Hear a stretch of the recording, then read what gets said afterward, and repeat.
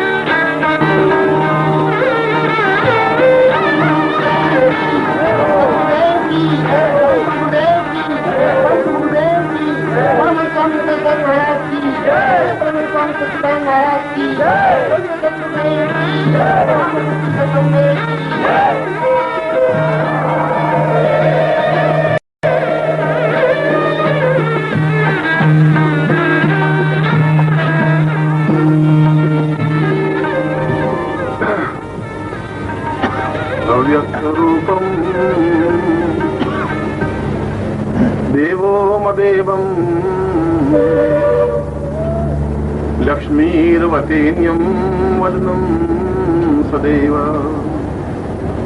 कुर्या सदैव पूर्णमदैव नित्यम्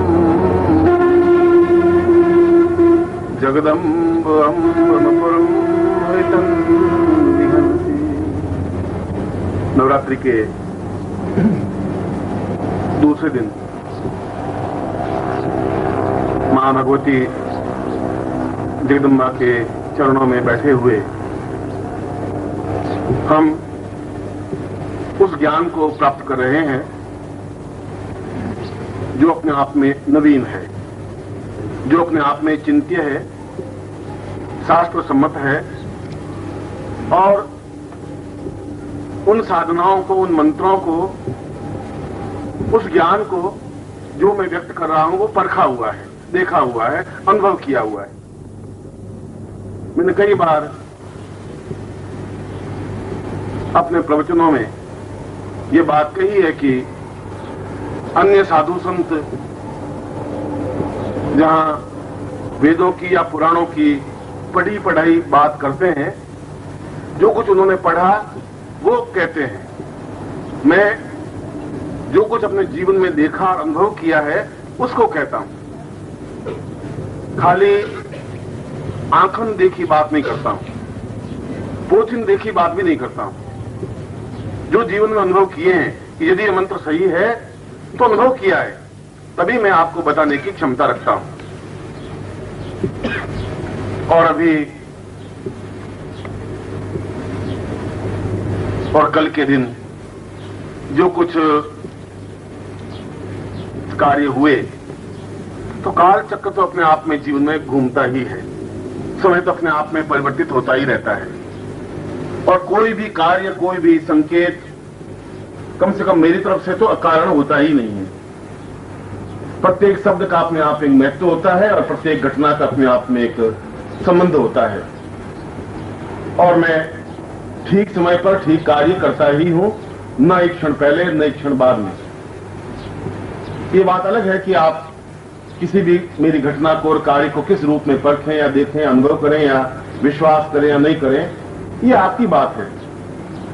गंगा नदी अपने आप में बह रही है, आप स्नान करें या नहीं करें, आप उसको दूषित जल कहें और आप पवित्र जल कहें, आप उसको पानी पिए या नहीं पिए, ये आपकी बात है। गंगा नदी आपको उठ के नहीं कहेगी कि आप मेरे जल में स्नान करें और पवित्र हों। आपकी विचारधारा, आपका चिंतन कैसा है वह तो आपका है। कई लोग उसको प्रदूषण युक्त नदी कहते हैं और उसके पास में भी नहीं खड़े होते। हरिद्वार के सैकड़ों हजारों लोग नदी में मल विसर्जित करते हैं, उनका चिंतन वैसा है। मैं जाता हूं तो बहुत उस नदी में खड़ा होकर स्नान करता हूं, बहुत शीतलता अनुभव होती है। ये तो अपने अपने चिंतन की बात है। यह ज्ञान की सरिता भी अपने आप में बह ही रही है। आप उसको अनुभव करें या नहीं करें, समझें या नहीं समझें, लाभ उठाएं या नहीं उठाएं, वह आपकी बुद्धि का तर्क है।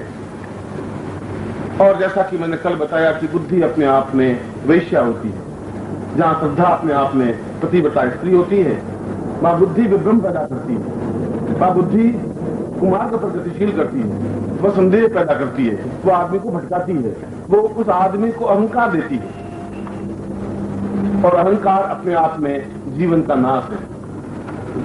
बुद्धि की अतिक्रमता जीवन का पतन है। और बुद्धि बहुत पश्चिम के लोगों ने बहुत बुद्धि अनुभव की, तो उन्होंने आपको क्या दिया? उन्होंने आपको एड्स दिया, बीमारी, उन्होंने आपको अनुभव दिया, उन्होंने आपको अशांति दी, 3 और दिए, चौथी चीज नहीं दे सके। वो आनंद नहीं दे सके, सुख नहीं दे सके, प्रसन्नता नहीं दे सके, हंसी नहीं दे सके, मुस्कुराहट नहीं दे सके, मृत्यु दे सके। इराक में हजारों लोगों को मार के दिखा दिया। ये तो बहुत घटिया बात होगी। वापस उसको जीवित करता है, ये बहुत बड़ी बात होती है। वो पश्चिम नहीं कर सकती, बुद्धि नहीं कर सकती। श्रद्धा पैदा करती है, श्रद्धा उनको जीवन देती है।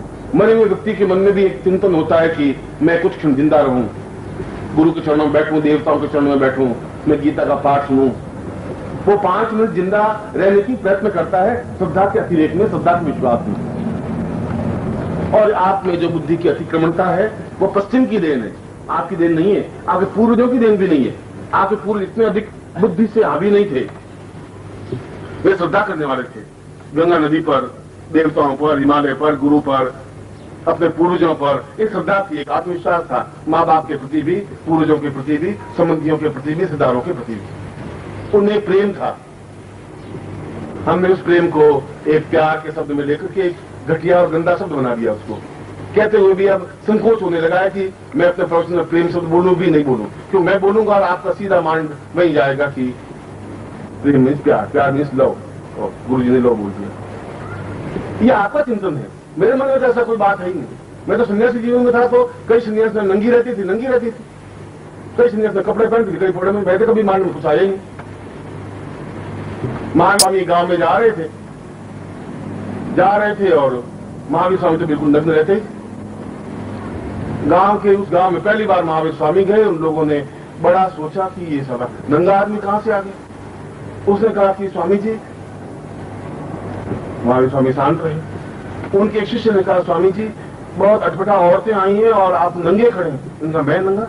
मैं तो नंगा हूं ही नहीं, ये सब नंगे हैं, मैं तो इनका नंगा देख रहा हूं, मैं तो बिल्कुल शुद्ध हूं, सही हूं, मेरी आंख में कोई नंगापन है ही नहीं। इनकी आंख में नंगापन है कि मैं नंगा हूं, वो वही देख रही है। ये वो देख रही है कि नंगा हूं कि नहीं हूं, मुझे पता ही नहीं पड़ रहा कि नंगे हैं। आपकी आंख है कि आप मेरे किसी शब्द को क्या अर्थ लगाएं, आप वही अर्थ लगाएंगे जो आपके मन में दूषितता है, जो आपके मन में छल है, जो आपके मन में पाप है। किसी के घड़े में, एक घड़े में अगर नीचे घास फूस हो और मैं उसमें पानी डालूं और पानी से घड़ा भरूं तो पहले बाहर क्या निकलेगा? पहले घास फूस निकलेगी, शुद्ध जल नहीं निकलेगा। और जब मैं डालता हूं तो आप में से वो अंदर का जो छल है, मल है, जो द्वेष है, झूठ है, गुरु के प्रति अश्रद्धा है, वो सब निकलता है बाहर। वही आपके अंदर है, घड़े के अंदर जो है वही तो निकलेगा बाहर। मगर जीवन का सरल है, हमारे जीवन को शुद्ध रहना चाहिए।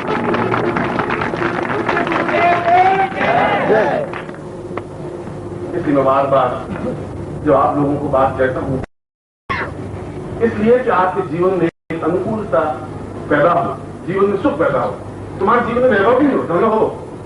मैं ऐसा नहीं कह रहा हूं तो निर्धन बन जाओ। ये निर्धन बनने की ख्वाहिश तो महावीर स्वामी ने कर दी, बुद्ध ने की। उन्होंने कल भी मैंने कहा कि उन्होंने हमारे जीवन को एक कमजोर बनाया। किसी व्यक्ति में गुण भी होंगे, अवगुण भी होंगे, वो जरूर नहीं सभी में गुण ही गुण हो। हमने उनको गुण मान लिया, गुण मानने से गुण नहीं होगा। उन्होंने कार्य बनाया कि नहीं, धन नहीं चाहिए, जो धनवान है वो बिल्कुल बेकार है, भूखे रहना चाहिए, 2 दिन व्रत करना चाहिए, 5 दिन व्रत करना चाहिए, 11 दिन व्रत करना चाहिए, और औरतों को तो 30 दिनों में 30 दिन व्रत करना चाहिए। आज एकादशी का व्रत है, आज पूर्णिमा का व्रत है, आज विधि पाठ का व्रत है। वो बेचारी छू के कांटा होती रहती है, व्रत करती रहती है, मिलता कुछ नहीं है।